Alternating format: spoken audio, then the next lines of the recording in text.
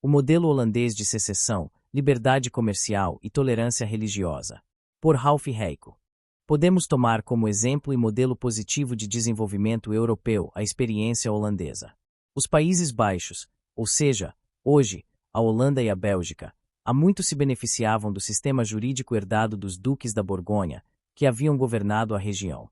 Esses líderes governavam em colaboração com os Estados Gerais.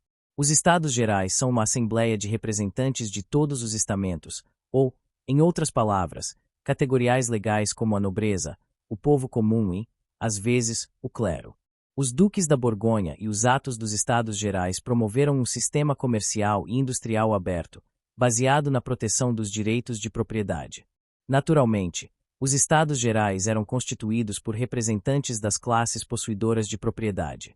Na ascensão dos Países Baixos do Norte, ou das Províncias Unidas, ou Holanda, como dizemos, temos um exemplo quase perfeito do milagre europeu da descentralização em ação. Em primeiro lugar, a região vinha sendo uma participante importante nos desenvolvimentos econômicos, políticos e culturais europeus há séculos. Quando a reforma surgiu, no século XVI, a região já estava tão desenvolvida quanto as cidades-estado do norte da Itália, que eram as regiões mais desenvolvidas da Europa. E, como mencionei, a frota de pesca do Arenque era famosa e proverbial na Europa. Eles tinham barcos de pesca que não apenas capturavam o arenque, mas também o preparavam, conservavam-no em sal, embalavam-no em caixas, deixando-o pronto para entrega assim que voltassem para casa, em Antuérpia ou Amsterdã. Isso representava, no final da Idade Média, um enorme investimento de capital.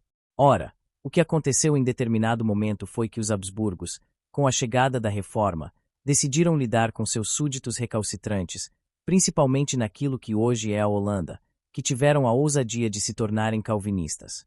Talvez pior ainda fosse o fato de terem a ousadia de não pagar os novos impostos que a monarquia espanhola exigia devido aos seus planos e ambições imperialistas. As províncias dos Países Baixos eram as regiões mais produtivas das possessões espanholas.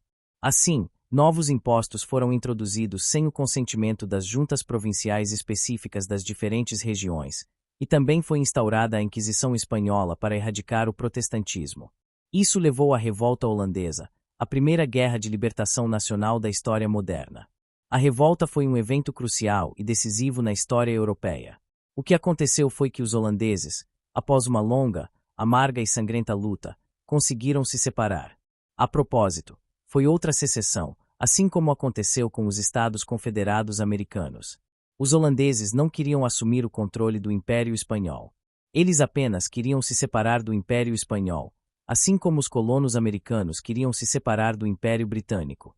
E, após uma longa luta que durou décadas, os holandeses finalmente conseguiram. O que eles estabeleceram tornou-se um modelo para a Europa por décadas e foi o primeiro milagre econômico europeu.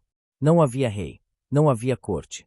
Havia uma Assembleia unida para todas as províncias, mas cada uma das províncias individualmente, como a Holanda, Groningen ou qualquer outra das 8 províncias, enviava seus representantes a essa Assembleia, os quais não podiam aprovar nada até que seus mandantes em seus locais de origem tivessem concordado com isso. Em outras palavras, tudo era altamente descentralizado. O país era basicamente governado pela elite mercantil, os burgueses de Amsterdã e assim por diante, além das outras cidades. Em pouco tempo, tornou-se ainda mais próspero do que antes. Havia pobres, é claro, no que chamarei de Holanda, que era uma província importante, de modo que todo o país ficou conhecido por esse nome. Por outro lado, os pobres viviam em condições muito melhores do que os pobres em praticamente qualquer outro lugar da Europa. Agora, digo que esse é um exemplo perfeito do modelo europeu descentralizado em ação por várias razões.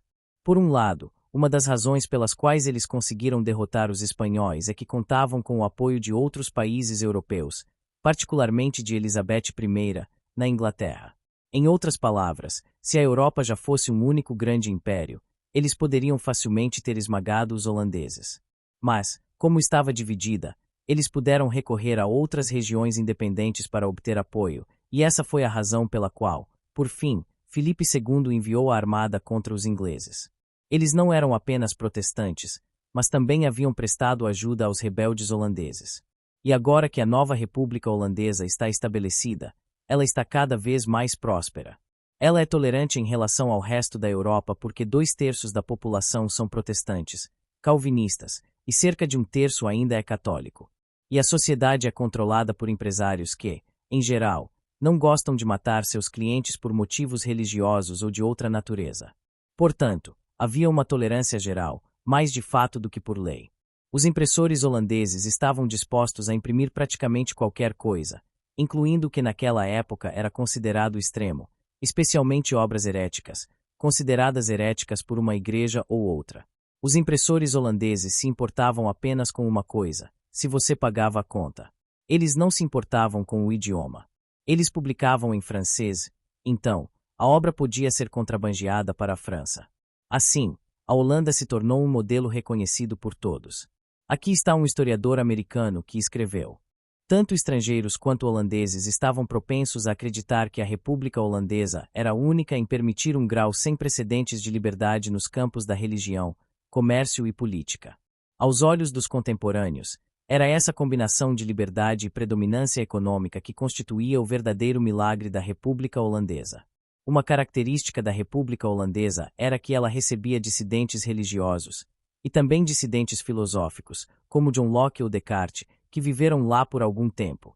Ela acolheu os judeus ibéricos, os judeus portugueses e espanhóis que haviam sido expulsos, e por isso, estabeleceram importantes comunidades judaicas na Antuérpia ou, mais notoriamente, em Amsterdã. E foi isso que escreveu um judeu de Amsterdã chamado Baruch Spinoza. A cidade de Amsterdã colhe os frutos dessa liberdade, bem como de sua própria grande prosperidade e da admiração de todos os outros povos. Pois, nesse estado tão próspero e nessa cidade tão esplêndida, homens de todas as nações e religiões convivem na mais completa harmonia. Antes de confiar seus bens a um concidadão, não fazem outras perguntas além de saber se ele é rico ou pobre e se, em geral, age com honestidade ou não. Em outras palavras, trata-se de um caso em que o comércio gera tolerância, gera harmonia, gera disposição para interagir, é claro, em benefício mútuo. Não estamos falando aqui de uma nação de altruístas, mas o que eles descobriram foi a regra da interação pacífica em benefício de todos, baseada no respeito à propriedade privada. Suponho que você saiba que essa comunidade judaica de Amsterdã perdurou por um bom tempo e contribuiu muito para a prosperidade e a fama dos holandeses. Ela perdurou até mais ou menos a época de Anne Frank, quando teve um fim violento. Vou falar na próxima hora sobre como o modelo holandês foi observado e adotado por outros europeus. Como mencionei há alguns minutos, John Locke teve que deixar a Inglaterra devido a uma possível perseguição política e passou um tempo entre os holandeses, onde aprendeu muito com eles. Para mais artigos como este, visite mises.org.br.